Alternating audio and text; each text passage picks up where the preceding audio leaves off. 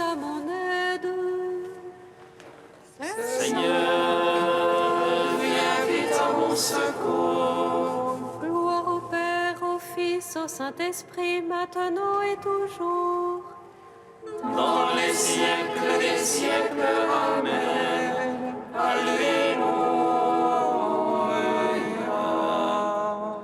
Roi du ciel, consolateur, Esprit de vérité, toi qui es partout présent, toi qui remplis tout, trésor de grâce et donateur de vie, viens et demeure en nous. Purifie-nous de toute souillure et sauve nos âmes, toi qui es bonté.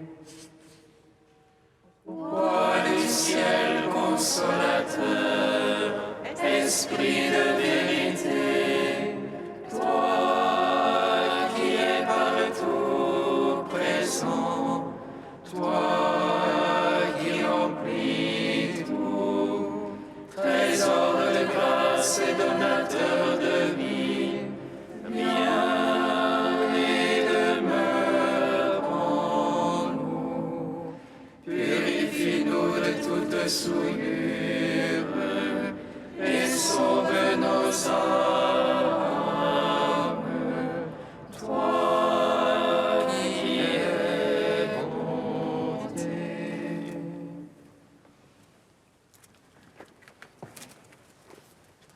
apprenons de l'ange la joyeuse nouvelle. De la résurrection de notre Seigneur, rempli de force et de paix par le Saint-Esprit, les saintes femmes coururent annoncer aux apôtres: le Christ a triomphé de la mort, il est ressuscité, notre Dieu, pour donner au monde la grâce du salut. Apprenons de l'ange la joyeuse nouvelle de la résurrection de notre Seigneur, rempli de force et de paix par le Saint-Esprit. Les saintes femmes coururent annoncer aux apôtres: le Christ a triomphé de la mort, il est ressuscité, notre Dieu, pour donner au monde la grâce du salut. Apprenons de l'ange la joyeuse nouvelle de la résurrection de notre Seigneur, rempli de force et de paix par le Saint-Esprit. Les saintes femmes coururent annoncer aux apôtres: le Christ a triomphé de la mort, il est ressuscité, notre Dieu, pour donner au monde la grâce du salut. Psaume 118, septième partie.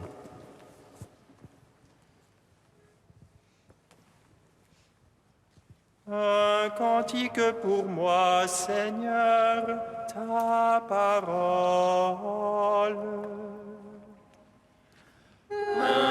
Cantique pour moi, Seigneur, ta parole. Rappelle-toi ta parole à ton serviteur, dont tu fis mon espoir. Voici ma consolation dans ma misère.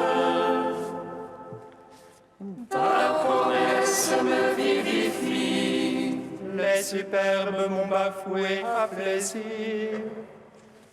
Sur ta loi, je n'ai pas fléchi. Je me rappelle tes jugements d'autrefois. Seigneur, je me console. La fureur me prend devant les impies, qui délaissent ta loi. Cantique pour moi que tes volontés. En ma demeure d'étranger. Je me rappelle dans la nuit ton nom, et j'observe ta loi. Voici qui est pour moi, Seigneur. Gardez tes préceptes. Gloire au Père, au Fils, au Saint-Esprit, pour les siècles des siècles. Amen. Un cantique pour moi, Seigneur, ta parole. Psaume 52. Ils n'auront plus faim, ils n'auront plus soif. Le soleil et ses feux ne les frapperont plus. L'agneau de Dieu sera leur berger. Ils n'auront plus faim, ils n'auront plus soif. Le soleil et ses feux ne les frapperont plus. L'agneau de Dieu sera leur berger. L'insensé a dit en son cœur, non plus de Dieu. Ils sont faux, corrompus, abominables, non plus d'honnête homme. Le ciel, Dieu se penche vers les fils d'Adam, pour voir si en étant insensé, un qui cherche Dieu. Tous ils ont dévié, ensemble pervertis. Non, il n'est plus d'honnête homme, non plus un seul. Ne savent-ils ceux qui font le mal, ils mangent mon peuple. Voilà le pain qui mange, ils n'invoquent pas Dieu. Alors ils seront frappés d'effroi, sans cause d'effroi. Car Dieu disperse les ossements de l'apostat, on les bafoue car Dieu les rejette. Qui donnera de Sion le salut d'Israël, c'est le Seigneur Sabaoth. Lorsque Dieu ramènera son peuple, allégresse à Jacob et joie pour Israël. Oh, gloire au Père Tout-Puissant, à son Fils Jésus-Christ le Seigneur, à l'Esprit qui habite en nos cœurs, pour les siècles des siècles. Amen. Ils n'auront plus faim, ils n'auront plus soif, le soleil et ses feux ne les frapperont plus, l'agneau de Dieu sera leur berger. Psaume 53. Ô Dieu, par ton nom, sauve-moi, et par ton pouvoir, fais-moi raison. Ô Dieu, entends ma prière, écoute les paroles de ma bouche. Contre moi ont surgi des orgueilleux, point de place pour Dieu devant eux. Les forcenés pourchassent mon âme. Point de place pour Dieu devant eux. Mais voici Dieu qui vient à mon secours, le Seigneur avec ceux qui me soutiennent. Que tombe le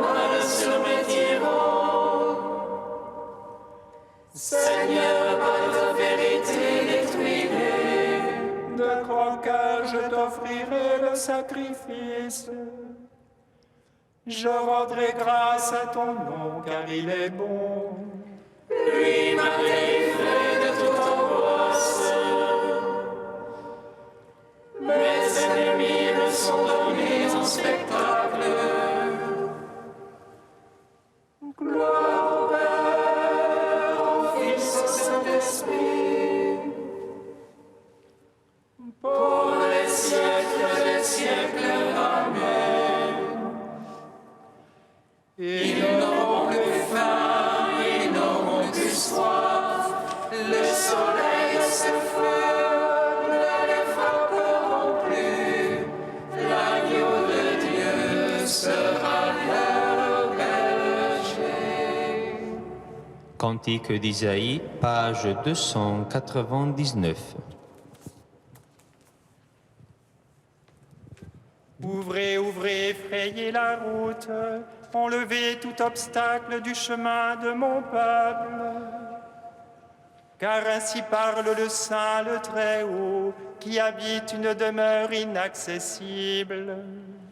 Saint et très haut, je demeure, tout en étant avec l'homme humble et contrit, pour animer l'esprit des humbles, rendre la vie au cœur contrit. Elle n'est pas pour toujours ma querelle, je ne persisterai pas à m'irriter. Car devant moi tout souffle périrait, les vivants que j'ai faits expireraient. L'iniquité de sa violence m'a irrité, et me détournant, je l'ai frappé. Rebelle, il suivait les chemins de son cœur, mais ces chemins, je les ai vus. Cependant je le guérirai, le conduirai, lui et tous ses affligés, leur prodiguant le réconfort, faisant éclore la louange sur leurs lèvres. Paix à celui qui est loin et à celui qui est proche. Oui, je le guérirai, a dit le Seigneur. Rendons gloire au Père Tout-Puissant, à son Fils Jésus-Christ le Seigneur, À l'Esprit qui habite en nos cœurs, pour les siècles des siècles. Amen. De Hans Urs von Balthasar, quand Dieu s'engage. Quand l'homme reçoit dans la foi le message de joie, il tombe dans un étrange embarras. D'un côté, il découvre que l'amour plus grand de Dieu a vaincu le monde, et même qu'au dernier ennemi, la mort, l'aiguillon est enlevé. Cet engagement de Dieu précède tout ce que l'homme peut être, faire et répondre.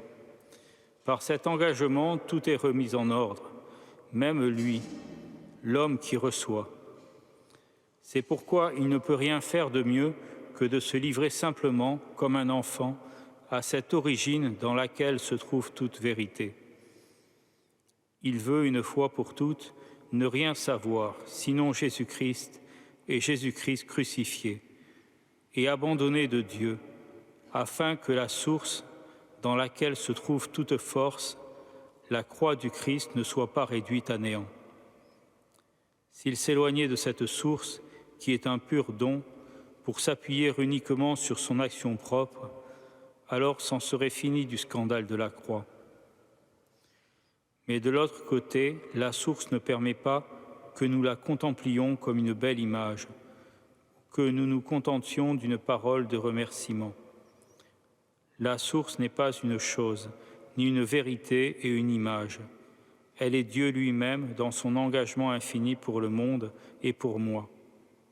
Et en face de cet engagement, je ne peux pas simplement regarder, je n'y suis qu'en m'engageant avec lui.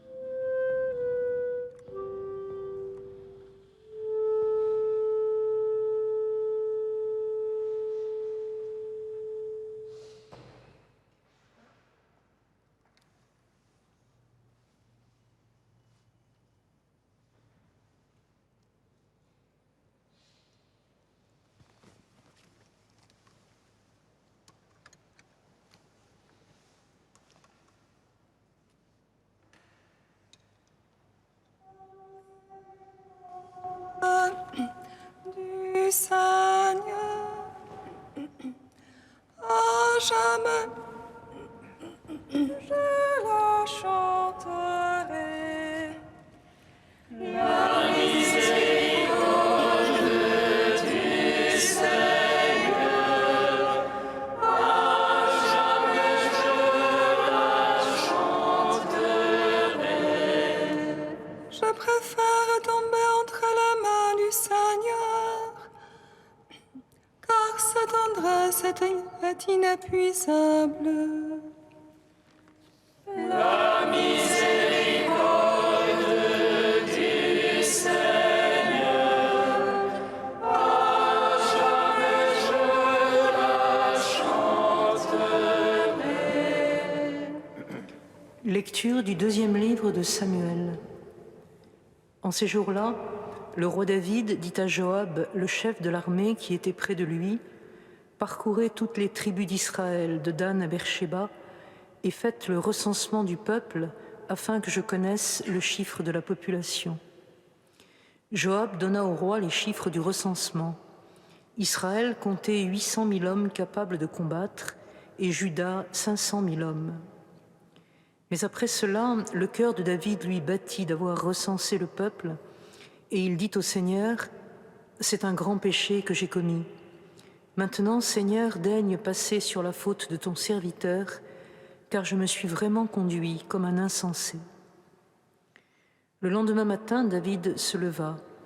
Or, la parole du Seigneur avait été adressée au prophète Gad, le voyant attaché à David.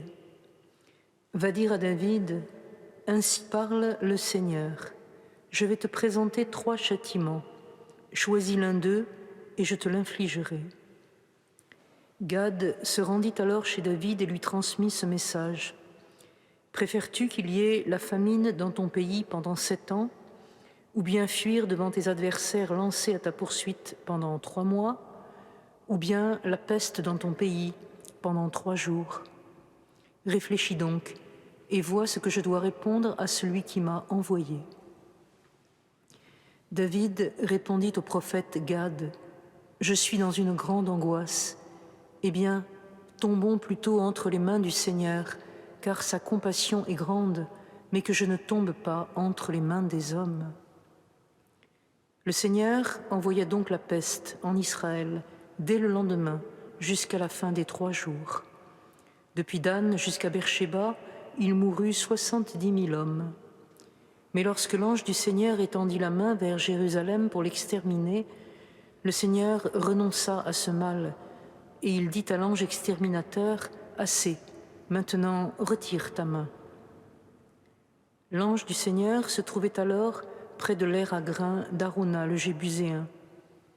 David, en voyant l'ange frapper le peuple, avait dit au Seigneur, « C'est moi qui ai péché, c'est moi qui suis coupable. Mais cela, le troupeau, qu'ont-ils fait? Que ta main s'apesantisse donc sur moi et sur la maison de mon Père. » Gloire à toi, ô Dieu vivant, gloire à toi.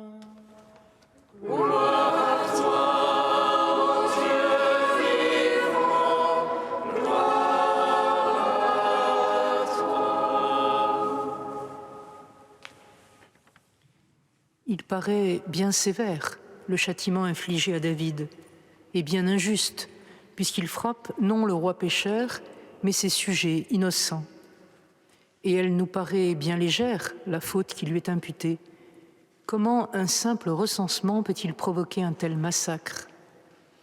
Le Dieu de David, que l'on connaissait si prévenant et si miséricordieux, déchaînerait-il soudain sa colère à la manière des divinités païennes environnantes?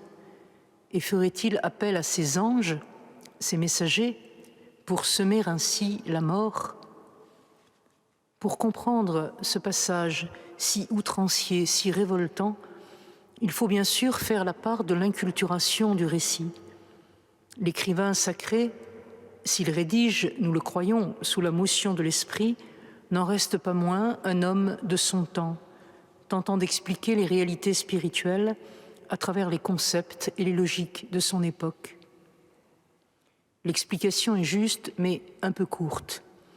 On ne peut si facilement se débarrasser de ce qui gêne dans l'écriture.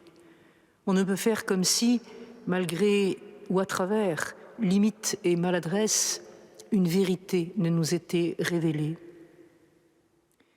Voici donc David, l'élu de Dieu, le berger selon son cœur qu'il a placé à la tête de son peuple pour le guider, pour le conduire au chemin de justice. Un Messie qui a reçu l'onction, un lieu tenant lieu de Dieu pour son peuple, mais aussi un serviteur, empli de l'Esprit de Dieu, mais pour mener le peuple à son Seigneur. Et voici que ce berger, soudain, se conduit en propriétaire. Il veut compter son troupeau, soupeser sa richesse, se féliciter de sa puissance, entrer ainsi en rivalité avec d'autres roitelets proches. Ce comptage lui sert à mesurer sa force et ne peut avoir comme fin que la violence. Violence exercée sur son peuple, qu'il utilise, violence exercée sur les autres peuples qu'il veut asservir. Selon les craintes qu'exprimait le sage Samuel, Israël, avec un roi à sa tête, va devenir comme toutes les nations, renoncer à sa vocation propre, renier l'élection. C'est pourquoi le peuple aussi est frappé par le châtiment. Son corps et sa tête ne peuvent se désolidariser l'un de l'autre et s'écartent ensemble du chemin de Dieu. Cependant, le péché, s'il brouille la relation avec Dieu, ne la détruit pas. David n'a pas oublié la miséricorde du Seigneur. Il se souvient que déjà il a péché et il a été pardonné, et que le Seigneur a continué à l'accompagner dans ses moments de gloire comme en ses défaites. Aussi, face au choix que lui propose Gad le voyant, sa décision est-elle vite arrêtée. Je préfère tomber aux mains du Seigneur, car sa compassion est inépuisable. Et la tendresse de Dieu se manifeste, en effet, qui retient la main de l'ange exterminateur devant Jérusalem, la ville sainte, le lieu qu'il a choisi pour y faire sa demeure, qui arrête le fléau dès que David, reconnaissant sa faute, songe à nouveau au peuple, non plus comme une force militaire à son service, mais comme des êtres innocents, broyés par un mal qui les dépasse. Mais pourquoi ? Pourquoi peut-on alors se demander pourquoi le Seigneur a-t-il permis ce mal qui pendant 3 jours a ravagé Israël ? Mystère insondable du mal qui fait vaciller la raison, tenter d'accuser Dieu soit de cruauté, s'il en est l'auteur, soit d'impuissance, s'il ne peut l'empêcher. Énigme dont la clé mystérieuse ne sera donnée qu'à la croix. Ici, cependant, une autre voie d'explication peut s'ouvrir. Lors du premier péché de David, après qu'il avait séduit Bethsabée et fait tuer Urias, son repentir avait provoqué le pardon du Seigneur. Mais l'enfant, néanmoins, était mort, malgré la pénitence de son père. Comme si, symboliquement, quelque chose de David devait mourir. Quelque chose symbolisant le mal commis devait mourir pour que la vie renaisse. On voit ici le même mouvement. Symboliquement, il y a mort pour que revive la relation du roi à son Dieu, pour que se poursuive l'histoire singulière du peuple élu avec son Dieu. Et ceci n'est pas qu'une histoire lointaine. Elle nous conduit à méditer sur la solidarité qui s'établit entre les hommes dans le mal comme dans le bien, et sur le lien entre la mort et le péché, entre le péché et les traces qu'il laisse dans le réel, fût-il avoué et pardonné. Le pardon de Dieu, certes, est total, mais dans nos vies, des cicatrices subsistent. Le Christ, ressuscité, apparaît avec ses plaies, symbole du mal qui lui a été infligé et qui est vaincu, puisque ses plaies sont devenues glorieuses, puisqu'elles sont les brèches par lesquelles nous, pécheurs, sommes introduits dans l'éternité.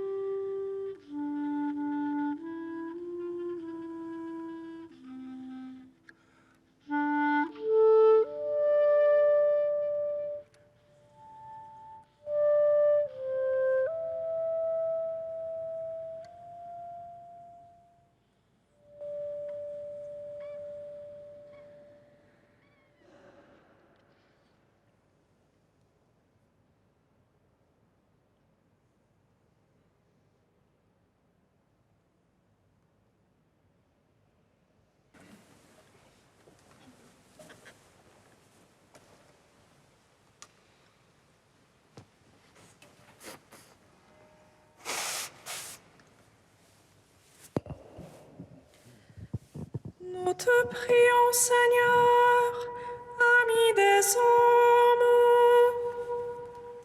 Nous te prions, Seigneur, ami des hommes.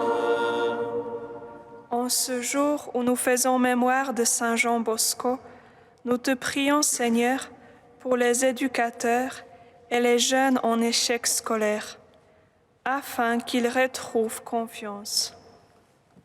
Nous te prions, Seigneur, ami des hommes. En ce jour où nous faisons mémoire de Saint Jean Bosco, nous te prions, Seigneur, pour le prochain synode sur la jeunesse, afin que l'Église sache aider chacun à grandir en sainteté. Nous te prions, Seigneur, ami des hommes. En ce jour où nous faisons mémoire de Saint Jean Bosco, nous te prions, Seigneur, pour les étudiants qui passent des examens et pour ceux qui les corrigent, afin que chacun trouve une place et un avenir dans la société pour le bien commun. Nous te prions, Seigneur, ami des hommes. Saint Dieu, Saint fort, Saint immortel, prends pitié de nous. Saint Dieu, Saint fort, Saint immortel, prends pitié de nous. Saint Dieu, Saint fort,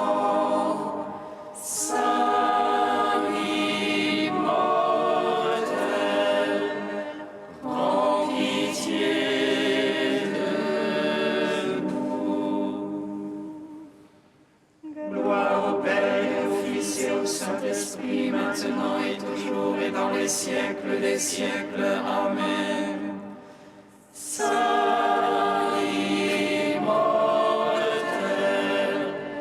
prends pitié de nous. Saint Dieu, Saint fort, Saint immortel,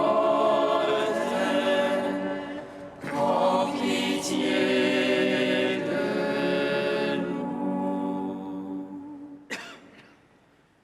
Comme nous l'avons appris du Sauveur, et selon son commandement, nous osons dire: